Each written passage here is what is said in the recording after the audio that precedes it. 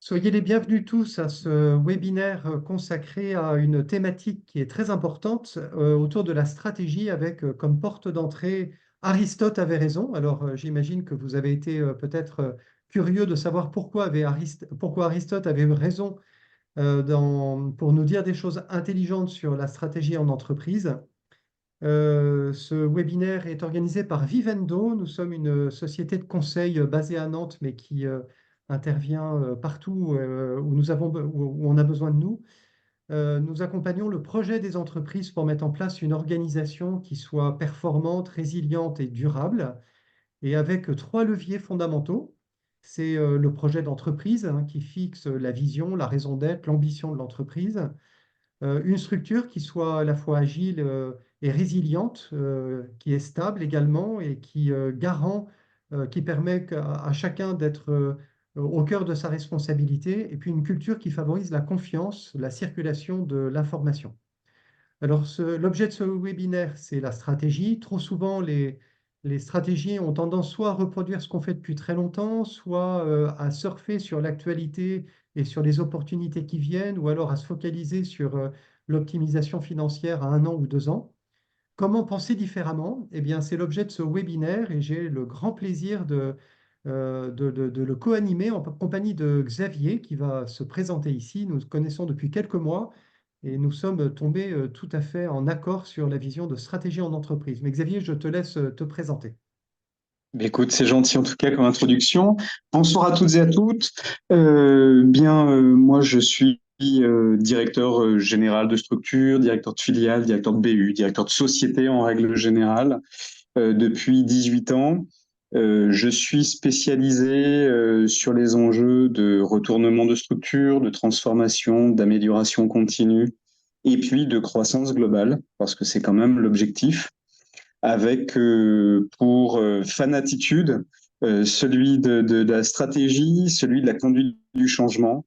Voilà, parce que c'est pour moi quelque chose d'essentiel dans toutes les missions que j'ai pu opérer, tant auprès d'ailleurs, très curieusement, parce que souvent on néglige de TPE ou de PME, donc de structures plus petites, que de structures moyennes, PME ou ETI, voire de filiales de grands groupes ou de grands groupes, des noms connus pour certains qui font très régulièrement de la publicité sur les chaînes télévisuelles. Voilà. Alors, dans nos échanges, Xavier, ce que nous avons constaté, c'est que souvent dans les entreprises que nous connaissons, soit avec la posture de conseil, soit avec la posture de directeur général, on voit bien qu'une entreprise qui n'est pas bien alignée sur sa stratégie souffre de maux et de symptômes vraiment compliqués. En 2 mots, moi j'ai le souvenir d'une ETI de 800 personnes où on avait été appelé pour parler une problématique d'une souffrance administrative, hein. Je cite les termes du management de proximité. Et puis en fait, en faisant le diagnostic initial, on se rendait compte que le problème, ce n'était pas l'administratif.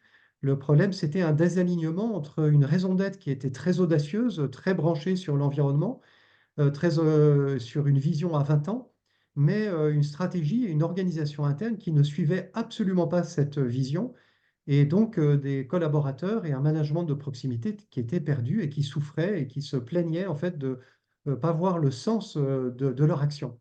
Toi-même, Xavier, tu as constaté à différentes reprises dans tes missions des symptômes de cette nature.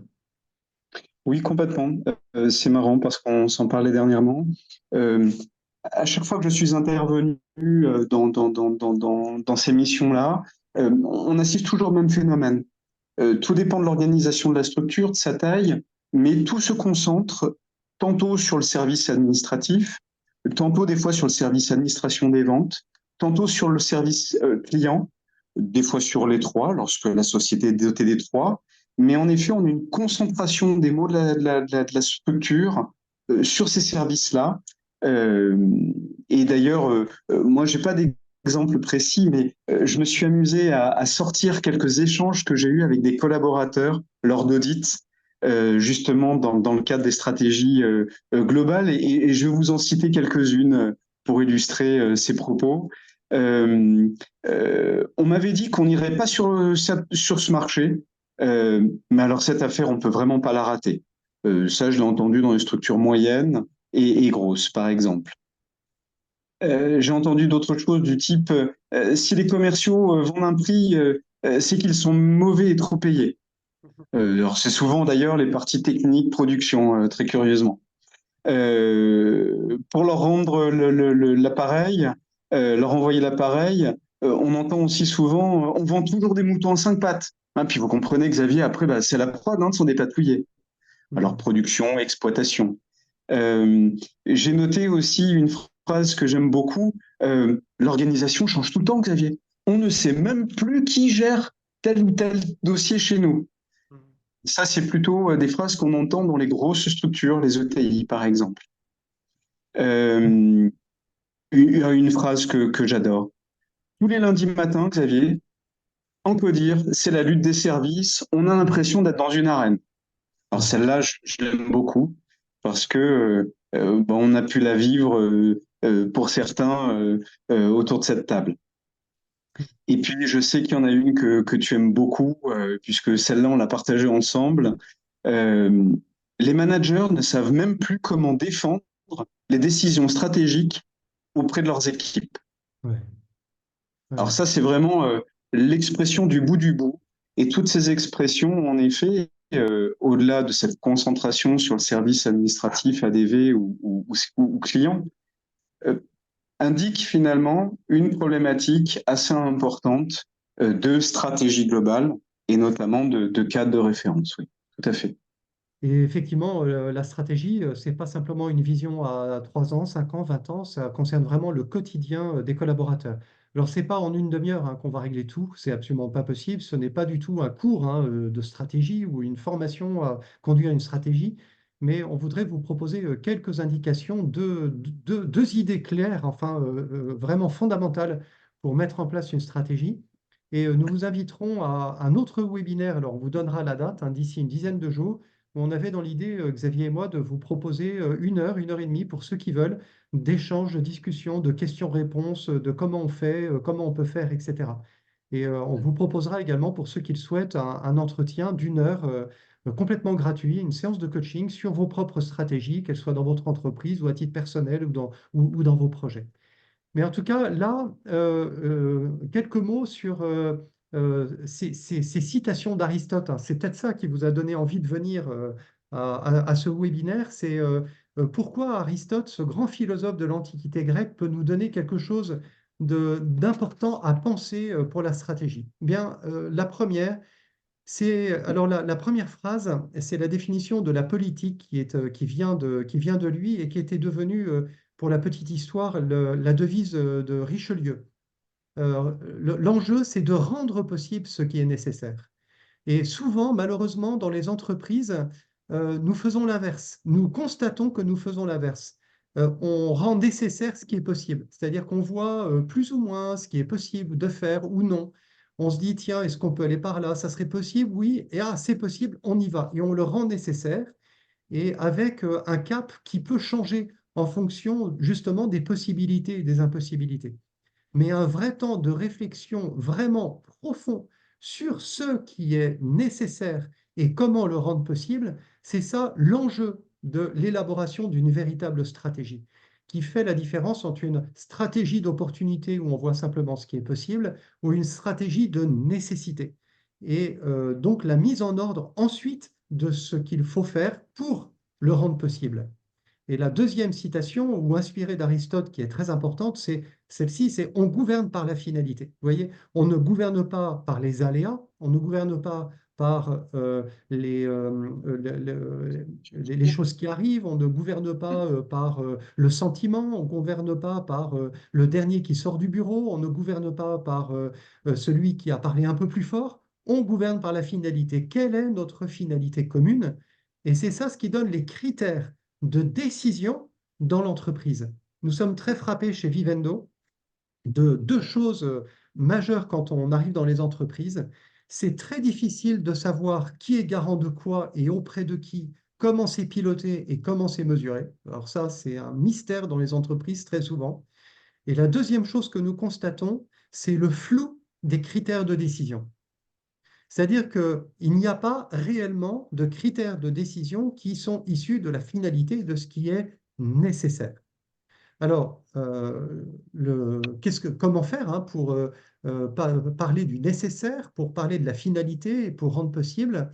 Alors, quelques éléments très théoriques mais rapides. Et ensuite, Xavier et moi, on vous proposera un certain nombre d'exemples très concrets pour illustrer à la fois l'utilité de la mise en place de ça, mais également le côté dramatique pour les structures et les entreprises quand c'est pas mis en place.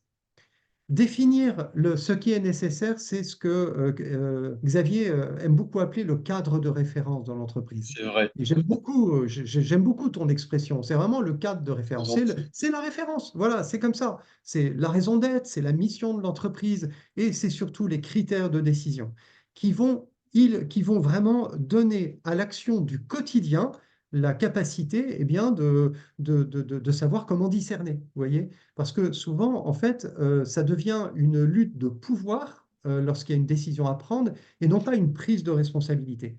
Et ça, tant que le cadre de référence n'est pas fixé, en fait, ça ne peut pas marcher. On pourrait mettre également dans le cadre de référence les valeurs, la culture, les choses vraiment, ce qui rassemble les gens. Mais là, nous vous proposons ces trois éléments. Le deuxième élément qui est très important, c'est la connaissance réelle de l'écosystème. Euh, Très souvent, trop souvent, les entreprises, lorsqu'elles bâtissent leur stratégie, elles font un travail d'enquête client, d'enquête de la concurrence, d'enquête sur les coûts, sur les structures, sur la logistique, etc. Mais une véritable connaissance et écoute de l'écosystème, de ses enjeux. Alors dans l'écosystème, il y a bien sûr les clients, il y a bien sûr les partenaires, etc. Mais il ne s'agit pas d'aller enquêter sur eux, il s'agit de les écouter et de les connaître, de savoir ce qui les anime, de savoir ce qu'ils ont comme motivation profonde. Et Et à puis, travers une démarche qui n'est absolument pas marchande. oui, absolument. Je me souviens d'une mission pour un client que nous avions faite il y a quelques années, qui avait été passionnante. On nous avait dit, non, non, nos clients, ils sont tout à fait contents de nous. D'ailleurs, quand on fait une enquête client après une mission, tout se passe très bien. Et ils ont mis 10 sur 10 partout, quoi. Et alors, on leur a proposé, ben, on va faire une enquête. Voilà, donnez-nous les clients qui sont satisfaits, les clients qui vous disent rien et les clients qui se sont plaints. Et puis, on va aller les voir. Et bien, la grande surprise, en les écoutant réellement, non pas en faisant une enquête, mais en les écoutant dans leurs enjeux, etc., eh bien, il y avait des choses qui ont émergé d'insatisfaction ou de frustration ou d'enjeux supplémentaires qui a contribué fortement au changement justement de stratégie de l'entreprise qui a réorienté sa cible à partir de cette écoute de l'écosystème. Puis Ah la oui, dernière complètement. chose, et je te donne la parole après, Xavier, vraiment rapidement, le rendre possible, c'est le courage stratégique, le courage managérial. 70% des projets d'entreprise échouent par manque de courage managérial. C'est-à-dire, on ne met pas en place l'organisation, on ne met pas en place sa culture et on ne sait pas renoncer en fonction du cadre de référence. Un exemple très concret qui date d'il y a 15 jours pour nous dans une mission que nous avons en ce moment, c'est une réorientation stratégique très importante d'une entreprise. Nous accompagnons la réorientation complète de l'organisation et à un moment donné, les dirigeants de l'entreprise nous disent, oui, mais alors ces cadres-là, vous comprenez, ça va être difficile de les faire adhérer parce que vous comprenez, alors qu'en fait, il y avait trois personnes qui étaient fondamentales, c'est les cadres supérieurs de l'entreprise pour faire réussir ça. Et à un moment donné, on leur a dit, mais si ce sont les cadres supérieurs de l'entreprise, il faut avoir le courage de leur dire, vous adhérez ou vous adhérez pas. Mais si c'est à la carte, ça ne va pas être possible. Voilà. Xavier, je te laisse réagir à tout ça, donner des exemples, donner ton point de vue de direction générale. Bah, c'est essentiel ce que tu présentes. En effet, pour revenir sur le cadre de référence, déjà, c'est un point de départ. Imaginez partir en voyage avec votre famille. Vous vous dites, qu'est-ce que l'on veut, qu'est-ce que l'on veut pas, comment on va y aller, comment on va être équipé. Euh, c'est pareil pour une entreprise. On ne peut pas avoir une trajectoire à moyen, long terme si à un moment donné, on n'identifie pas finalement qui on est, ce que l'on sait faire, où l'on veut aller, ce qu'on ne veut plus faire. C'est essentiel parce que si on ne fixe pas un cadre dans lequel finalement on va nager, eh bien, automatiquement, c'est ce que l'on peut assister dans les sociétés, d'ailleurs, en retournement, ce n'est que ça. Ce sont des sociétés qui, la plupart du temps, ont évolué par opportunité et se sont retrouvées confrontées à une divergence complète de ce qu'ils sont, de leur organisation et des besoins du marché, de leur marché. Pour reprendre ce qui est attrait à l'environnement, euh, je vais être très honnête, alors je ne sais pas si c'est parce que c'est ma double formation et donc ma double sensibilité, mais à chaque fois que je suis intervenu sur des missions de stratégie générale, je suis intervenu également sur des missions de stratégie commerciale. À chaque fois. Il n'y a pas une seule fois où ce n'a pas été le cas. Pour une raison qui est très simple, c'est exactement ce que tu dis, Norbert. Souvent, on va connaître son client par une enquête de satisfaction, par le travail des commerciaux. Alors, rappelons-nous une chose quand même, c'est que le commercial n'est pas neutre, puisqu'il est tout simplement sur une prestation aux variables sur ce qu'on lui a demandé de vendre. Donc, automatiquement, il va avoir un taux d'écoute et un temps d'écoute du client qui est fonction de ce qu'il veut avoir dans sa gamelle fin du mois, généralement. Hmm. Le marketing, le marketing va avoir souvent une démarche très technique, très protocolaire de la connaissance du client. Une enquête de satisfaction, une enquête concurrentielle. Si tous les concurrents font tous la même chose, normalement, parce que tout le monde se regarde, il y aura une auto-consolidation de ce que l'on fait. Par contre, lorsque l'on prend son bâton de pèlerin et qu'on va rencontrer le client, en ayant une démarche complètement décontextualisée d'une action de commercialisation. Avec une phrase, bah, écoutez, voilà, qu'est-ce que vous pensez de nous? Qu'est-ce que vous pensez de nos clients? Comment vous voyez le marché à 3-5 ans, monsieur le client? Et de vous à moi, vous auriez besoin de quoi que vous pensez qu'on devrait normalement initialement vous apporter, mais qu'on ne vous apporte pas? Ce serait quoi votre besoin un peu fou que nous-mêmes et les concurrents finalement ne savons pas faire a priori, mais dont vous auriez besoin. Et là, on se retrouve dans des solutions, un exercice de possible différenciation commerciale qui rebalaye complètement les cartes de la stratégie, mais qui rebalaye aussi les cartes de l'organisation. Hmm. Parce que aller chercher du mouton à 5 pattes ou aller chercher un effet de masse, tout le monde sait le faire. Hmm. Maintenant, aller chercher une affaire sur laquelle on peut aller chercher de la valeur, de la différenciation, mais par contre que les collaborateurs auront plaisir à porter parce qu'elle correspondra finalement à la culture d'entreprise, au savoir-faire, à l'outillage. À... Ah, Xavier, ton micro a coupé en fait. Voilà, voilà, Ah, ça y est, c'est bon. pardon. Oui, vas-y, Ah, vas-y. excusez-moi.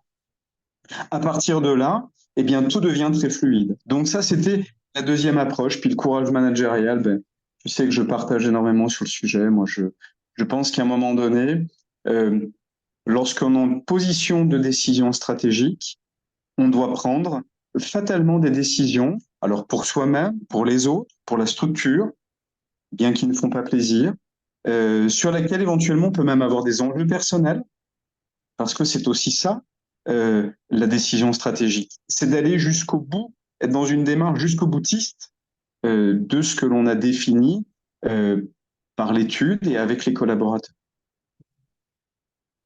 En t'écoutant, j'ai envie de vous faire un commentaire. Vous pourrez regarder sur notre blog un article sur le sujet qui a été publié il y a pas très longtemps.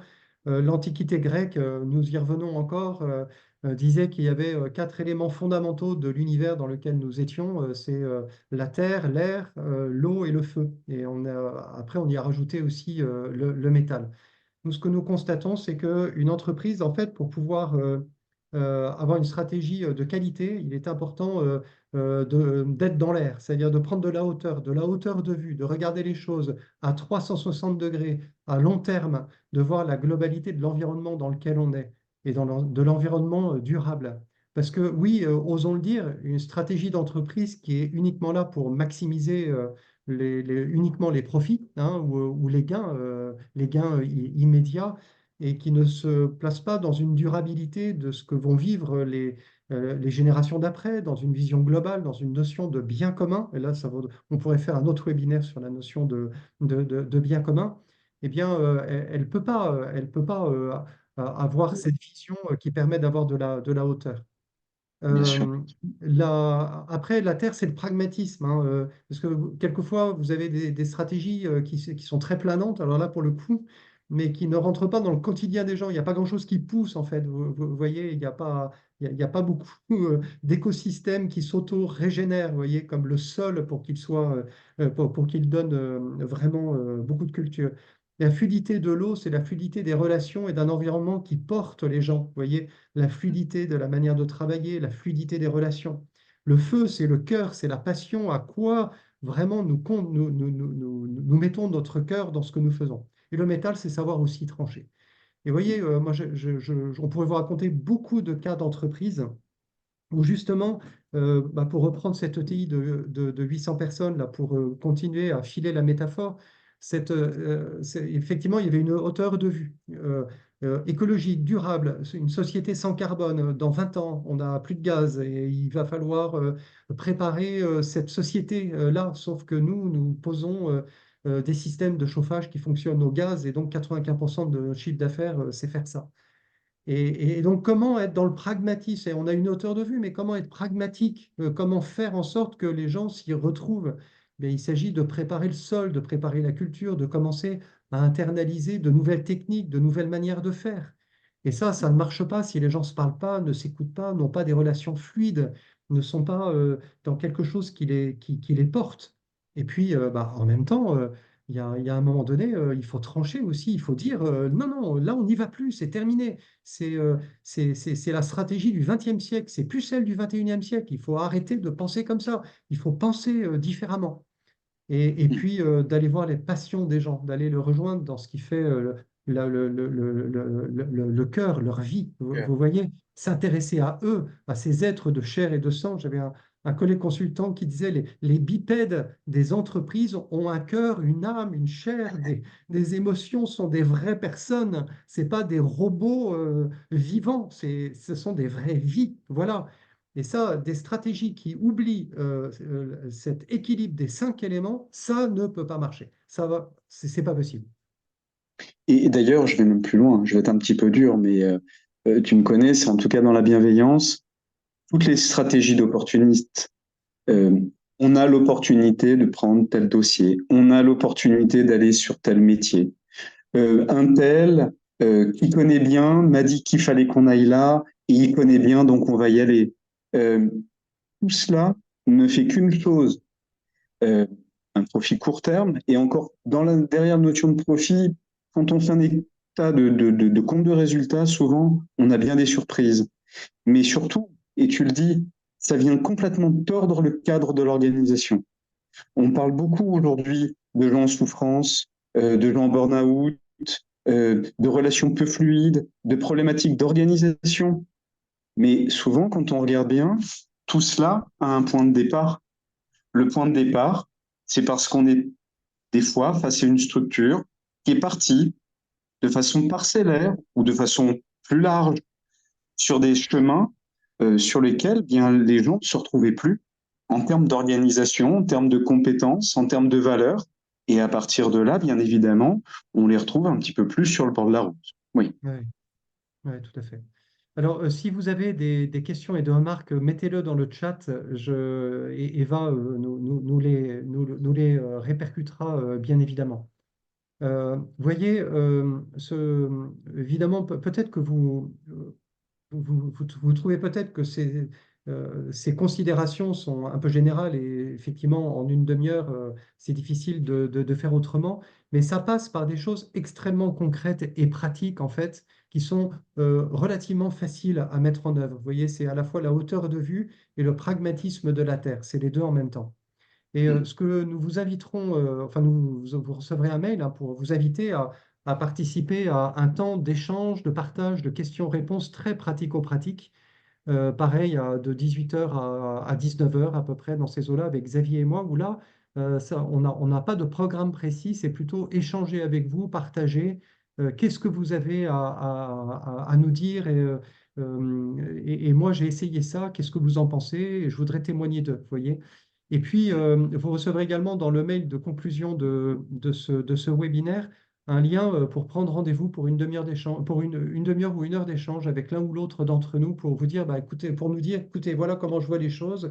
Qu'est-ce que vous en pensez? Comment vous pouvez me donner quelques éclairages, vous voyez? Nous, notre intérêt, c'est vraiment d'essayer d'apporter cette vision, mais d'une manière la plus pragmatique possible. Voilà. Et puis dédramatisante, tu fais très bien de le souligner parce que souvent, on pense toujours que la stratégie, ça va être quelque chose de complexe, de long, de coûteux, réservé aux autres, pas forcément à soi. Tant d'ailleurs dans les petites structures, les moyennes, les intermédiaires et les grosses, hein, ça change pas le sujet. Euh, alors qu'en fait, tu le dis très bien, c'est une prise de hauteur. Et puis ensuite, derrière, bien, on commence tout doucement à poser des jalons. Et puis on travaille fonction des priorités que l'on a. Alors, les moments où on a du temps, bah, bien sûr, c'est rêvé parce que on peut rentrer véritablement dans le sujet et travailler le sujet avec les collaborateurs. Ça peut devenir un projet d'entreprise, c'est super. Et puis des fois, ben, on a moins de temps, on a bien d'autres priorités plus urgentes. Et puis, ben, on va quand même travailler sur deux, trois petites choses. Et puis, pendant ce temps-là, bien, on avance. Et c'est déjà énorme. Et c'est vrai effectivement que souvent, il y a une peur des entreprises, quelle que soit leur taille, de s'engager dans un travail autour de cette stratégie. Et alors qu'en fait, d'une certaine manière, ça peut être le premier pas peut être extrêmement simple. Tout l'enjeu, c'est toujours de se dire quelle finalité on se donne et qu'est-ce qui est nécessaire, comment je le rends possible. Nous vous invitons fortement dans toutes vos réflexions stratégiques, quelles que ce soit vos stratégies personnelles, familiales, collectives, associatives ou d'entreprise, de vous poser vraiment ces questions fondamentales. C'est quelle est ma finalité, qu'est-ce qui est nécessaire et comment je dois le rendre possible. C'est ce message que nous voulions vous marteler, évidemment, avec beaucoup de bienveillance hein, aujourd'hui. Et moi, je me rends compte dans ma propre vie professionnelle qu'à chaque fois que je n'ai pas mis ça en place, à la fois en tant que chef d'entreprise et puis plus tard en tant que consultant, à chaque fois que je n'ai pas su mettre ça en place, je me suis fourvoyé en fait. Vous voyez. Donc, il y a un moment donné, il vaut mieux s'arrêter 2 jours avec son codir ou avec son équipe en disant, mais finalement, qu'est-ce qui est vraiment nécessaire? Quelle est notre finalité? Et vraiment pour se le dire. Et après, bah, quelle est la feuille de route pour le rendre possible? Il ne s'agit pas de faire une feuille de route qui soit d'une grande précision pour les 5 ans à venir. Il y a un grand principe dans les projets agiles, dans la conduite de projets agiles. Il faut être extrêmement précis dans l'étape la plus prochaine et avoir une claire vision de l'objectif vers lequel on veut aller. Mais toutes les étapes, plus les étapes sont loin, moins on les précise. Parce qu'on va les préciser au fur et à mesure. On va apprendre en faisant. Donc, on sait où on veut aller, on sait très bien ce qu'on va faire demain, et dans une semaine, eh ben, on verra exactement ce qu'on fait en fonction de l'expérience de demain. Voilà. Et donc, il ne s'agit pas d'avoir une vision très, comment dire, écrasante, en fait, vous voyez, de la stratégie ou de la feuille de route stratégique, mais plutôt d'avoir de la hauteur de vue et du pragmatisme dans le fait d'y arriver. Mm, tout à fait. Ouais. Euh, je crois qu'on est arrivé au bout de ce qu'on voulait dire hein, pour ce webinaire. Est-ce que vous avez des questions, des remarques, voilà, des retours? La demi-heure est passée, mais nous allons rester encore quelques minutes hein, pour répondre à vos questions en fonction de des sujets que vous voulez mettre sur la table.